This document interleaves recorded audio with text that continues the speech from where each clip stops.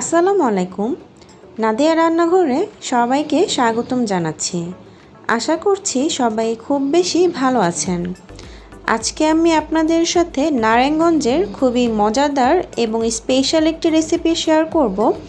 সেটা হচ্ছে মুগ ডাল দিয়ে বিফ তেহারি।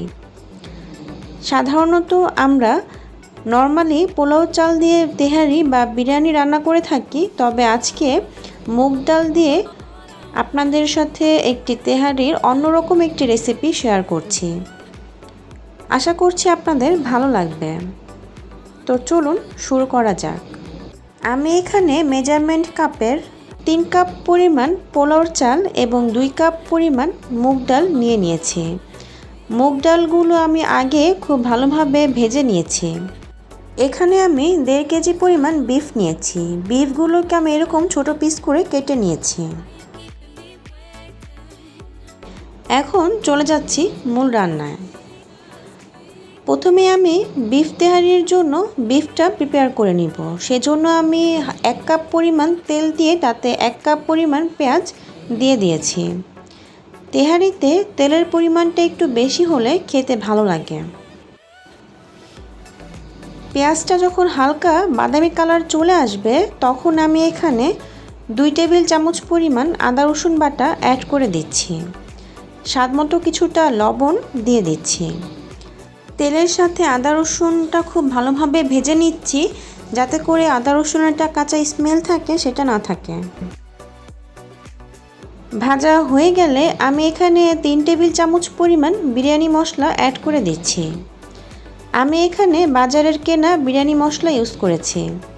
এখানে 1 চামচ পরিমাণ ধনিয়া গুঁড়া এবং জিরা গুঁড়া অ্যাড করে দিচ্ছি এবং 2 টেবিল চামচ পরিমাণ মরিচের গুঁড়া এবং 1/4 কাপ পরিমাণ টক দই এবং 1/4 কাপ পরিমাণ টমেটো সস। সব উপকরণ অ্যাড করা হয়ে গেলে আমি এখন পেঁয়াজের সাথে মশলাগুলো খুব ভালোভাবে কষিয়ে নিচ্ছি। এ পর্যায়ে সামান্য পরিমাণ পানি অ্যাড করে দিচ্ছি, যাতে করে মশলাগুলো খুব ভালোভাবে কষিয়ে নেওয়া যায় এবং মশলাগুলো লেগে না যায়। খুব ভালোভাবে কষিয়ে নিতে হবে। কষানো হয়ে গেলে আমি এখানে গরুর মাংসগুলো অ্যাড করে দিচ্ছি। তবে আপনারা চাইলে এখানে খাসির মাংস দিয়েও কিন্তু এই তেহারিটি তৈরি করতে পারেন। মাংসগুলো দিয়ে আমি মশলার সাথে খুব ভালোভাবে মিশিয়ে নিচ্ছি। মেশানো হয়ে গেলে ঢাকনা দিয়ে কিছুক্ষণ অপেক্ষা করছি। কিছুক্ষণ পর দেখা যাবে মাংস থেকে বেশ পরিমাণ পানি বের হয়ে গিয়েছে। এখন আমি কোনো এক্সট্রা পানি দিব না। এই পানির মধ্যে মাংসগুলোকে খুব ভালোভাবে কষিয়ে নিতে হবে। এ পর্যায়ে চুলার আঁচটা মিডিয়াম টু লোতে রেখে মাংসগুলোকে খুব ভালোভাবে সিদ্ধ করে নিতে হবে।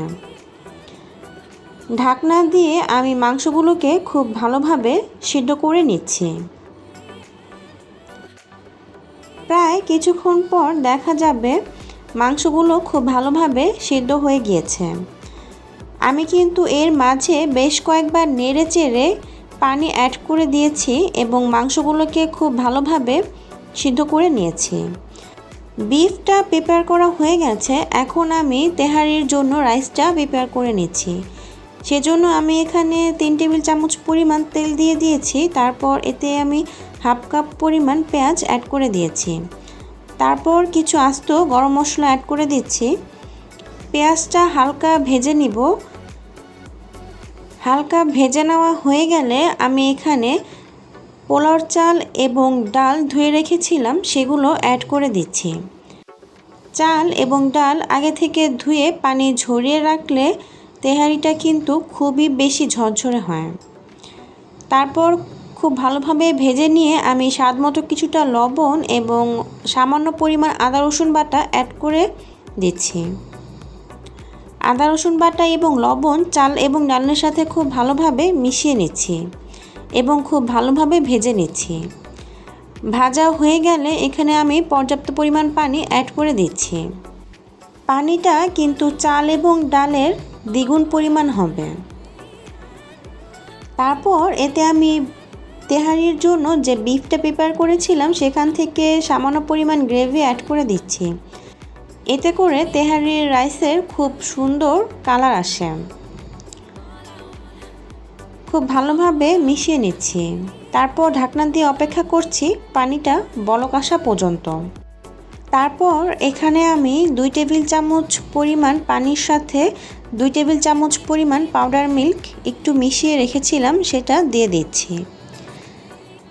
এখানে আমি কিছু বাদাম, কিশমিশ এবং 5 থেকে 6টি কাঁচামরিচ অ্যাড করে দিচ্ছি। এতে করে তেহারি খেতে খুব ভালো লাগে। তবে বাদাম এবং কিশমিশ এটা অপশনাল, আপনারা চাইলে নাও দিতে পারেন। রাইসটা যখন মোটামুটি সিদ্ধ হয়ে আসবে তখন আমি এখানে যে বিফ রেডি করে রেখেছিলাম সেটা দিয়ে দিচ্ছি। এখন সব কিছু আলতোভাবে নেড়েচেড়ে মিশিয়ে নিচ্ছি। 2 টেবিল চামচ পরিমাণ ঘি দিয়ে দিচ্ছি। ঘিটা শেষে দেওয়ার চেষ্টা করবেন, এতে করে তেহারিতে খুব সুন্দর ফ্লেভার ছড়াবে। এবং 1 চামচ পরিমাণ গোলাপ জল দিয়ে দিচ্ছি। সব কিছু সুন্দরভাবে নেড়েচেড়ে মিশিয়ে নিলেই কিন্তু তৈরি হয়ে যাবে মজাদার মুগ ডালের তেহারি। আমি এখন আপনাদের পরিবেশন করে দেখাচ্ছি। আশা করছি মুগ ডাল দিয়ে ভিন্নধর্মী একটি তেহারির রেসিপি আপনাদের ভালো লেগেছে। ভালো লাগলে অবশ্যই বাসায় ট্রাই করে আমাকে কমেন্ট করে জানাবেন। আর আমার চ্যানেলটি সাবস্ক্রাইব করতে একদমই ভুলবেন না। লাইক, কমেন্ট, শেয়ার করে আমার পাশেই থাকবেন। ভালো থাকবেন সবাই। পরবর্তী আরও একটি রেসিপি দেখার আমন্ত্রণ জানিয়ে আজকে এখানেই বিদায় নিচ্ছি। আল্লাহ হাফেজ।